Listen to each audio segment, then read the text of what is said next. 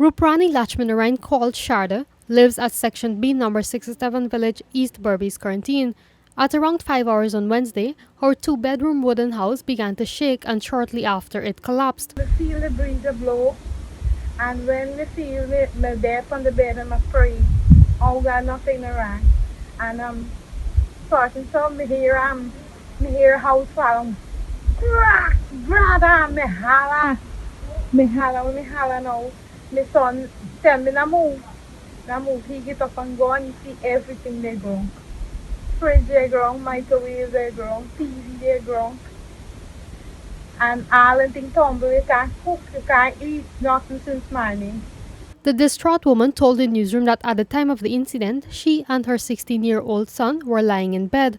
The young man is prepping to write the CSEC examination starting on July 17th. The mother of three is pleading with persons to assist her in rebuilding her house. Praise God, nothing wrong to me, and it's okay. So there's a few make it.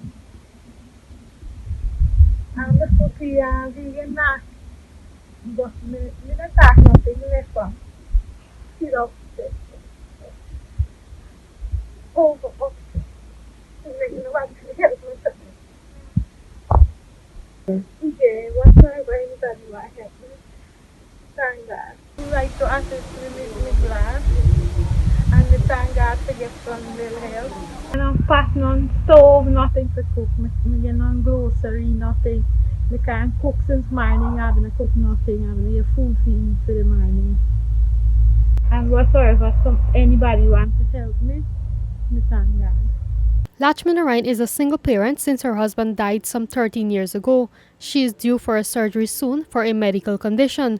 Her medical condition prevents her from working, and she depends solely on public assistance to make ends meet. The woman has another son and a daughter, but they were not at home at the time. Persons desirous of assisting the family can call them on telephone number 602-4571. Bibi Katun, reporting for the newsroom.